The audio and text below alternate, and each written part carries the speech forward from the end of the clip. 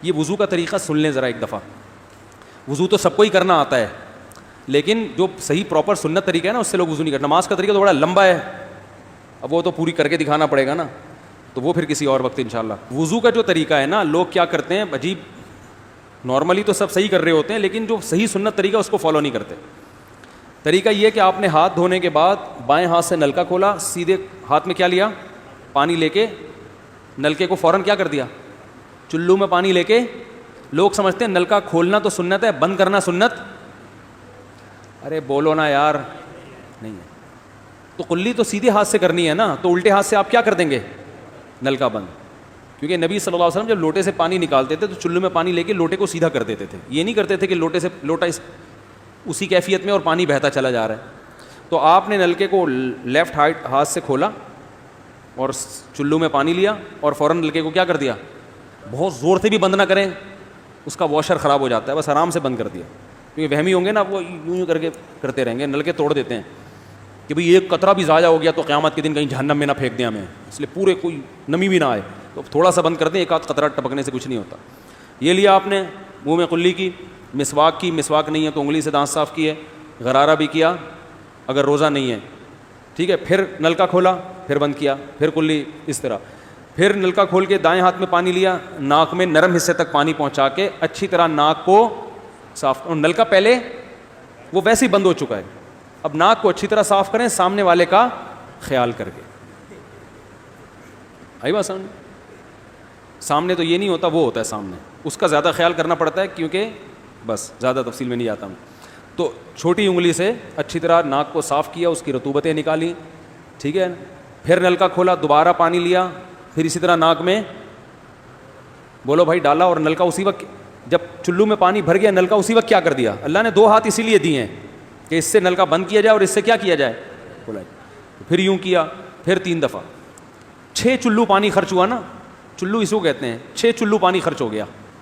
پھر آپ نے کیا کیا, نلکا کھولا لیفٹ ہاتھ سے. جو اصل طریقہ ہے وہ تو یہ ہے, سیدھے ہاتھ میں پانی لے کے نلکا بند کیا اور سیدھے ہاتھ سے پانی پیشانی پہ ڈال کے دونوں ہاتھوں سے پھیلا لیا. 3 دفعہ اس طرح کیا. اس پہ عمل نہیں ہوتا تو پھر اتنا کر لو کہ دونوں ہاتھوں پہ کیا لے لو, نلکا کھول کے پانی لے کے پیشانی پہ ڈالو اور فوراً نلکا کیا کر دو, بند کر دو, اور پھر ہاتھوں سے اچھی طرح اس کو ملو. سمجھ میں نہیں آ رہی بات؟ تو یہ عمل کتنی دفعہ کیا, نلکا ہر دفعہ میں بند ہو رہا ہے. ہمارے یہاں جس ٹائم پہ نلکا کھلتا ہے تو جب تک وضو مکمل نہیں ہو جاتا بند ہونے کا نام نہیں لیتا. 3 دفعہ آپ نے منہ اچھی طرح دھو لیا. داڑھی ہے تو اس میں کیا کر لیا, بڑی داڑھی ہے, میری داڑھی ایسی, میں تو چلو سے پوری داڑھی دھو لیتا ہوں, چھوٹی سی داڑھی ہے تو داڑھی میں خلال کر لیا آپ نے. اس کے بعد آپ نے بازو کیسے دھونے ہیں, بازو دھونے کا بھی یہ طریقہ ہے. لیفٹ ہاتھ سے چلو میں پانی لیا, جب سیدھے ہاتھ میں پانی آئے گا تو یوں کیا. قرآن میں کیا ہے کہ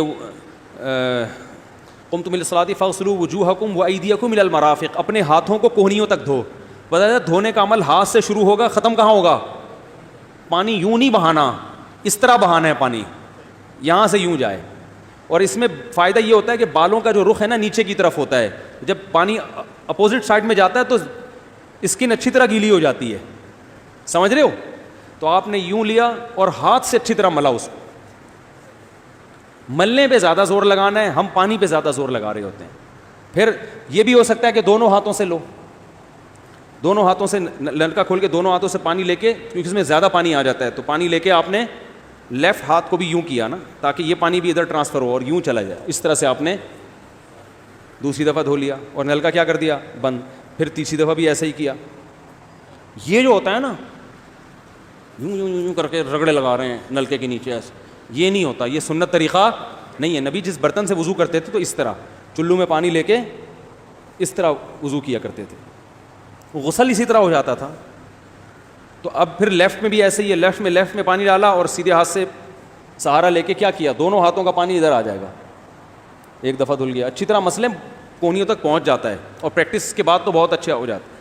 اس کے بعد آپ نے کیا کیا, سر کے بالوں کا مسا. سر کے بالوں میں جو یہ ہے یہ طریقہ کچھ بھی نہیں ہے, کہیں بھی ثابت نہیں ہے. سیدھا سیدھا آپ نے ہاتھ گیلے کیے, پیچھے لے گئے, ایک حدیث میں صرف یہاں تک آتا ہے, ایک حدیث میں واپس لانا بھی. تو دونوں طریقے ہیں مسح کے, صرف پیچھے لے جاؤ یا پیچھے لے جا کے پورے سر پہ ایسے ہاتھ پھیر لیا, کیا ہو گیا سر کا مسح. پھر انگلیوں کا, وہ کانوں کا, الاذنان من الراس, حدیث میں آتا ہے کان کس میں سے ہیں, سر میں سے. کیا مطلب اس کے لیے نیا پانی لینے کی ضرورت نہیں ہے. کان کا مسح کیا اور کانوں کی لو کا مسح کیا. گردن کا مسح بہت اختلاف ہے اس میں. احناف کے ہاں سنت, احناف بھی نہیں کہتے, افضل ہے, بہتر ہے. سنت کے لیے جتنی مضبوط دلیل ہونی چاہیے وہ گردن کے مسح پہ نہیں ہے, اس لیے احناف کا بھی فتویٰ یہی ہے کہ بہتر ہے, کر لو, سنت نہیں, زیادہ زیادہ اس کو مستحب کہا جائے گا. تو گردن کا مسح کر لیں تو بھی ٹھیک ہے, نہیں کریں بولو بھائی ٹھیک ہے. لیکن یہ جو یہاں کا مسح نہیں ہوتا, بعض لوگ پوری گردن کو یوں کر کے لا رہے ہوتے ہیں, ایسا نہیں ہے. تو گردن کا مسح یہ جو یہاں سے کیا جاتا ہے, یہ پچھلے جانب سے ہمارے حضرت اس کے قائل نہیں تھے, وہ کہتے تھے مسح جہاں بھی شریعت میں ملتا ہے یہاں سے ملتا ہے. تو ان کی رائے یہی تھی کہ اگر گردن کا مسح کرنا ہے تو گدی, گردن نہیں گدی کا مسح وہ یہاں سے کر لے. لیکن یہ کوئی نہ سنت مؤکدہ ہے نہ کوئی زیادہ تاکید ہے اس کی, کوئی کرے ٹھیک ہے, نہیں کرے تو بھی ٹھیک ہے. تو اس کے بعد اس لیے کہ بہت سے لوگ اس کے قائل نہیں ہیں تو ان سے بحث نہ کریں, ٹھیک ہے نا. بہت سے لوگ نہیں کرتے گردن کا مسح, بہت سے علماء فقہاء اس کے قائل نہیں ہیں. اس کے بعد آپ نے پاؤں دھونا ہے, تو پاؤں میں بھی یہ کہ قرآن نے کیا کہا کہ الی الکعبین, انگلیوں سے شروع ہوگا اور ٹخنوں تک پانی جائے گا. تو انگلیاں رکھیں نلکے کے نیچے اور لیفٹ ہاتھ سے اس کو اچھی طرح کیا کریں, دھوئیں اور انگلیوں کا خلال بھی کریں. بہت چند سیکنڈ میں ہو جاتا ہے یہ کام. اور پھر نلکا بند کر دیں.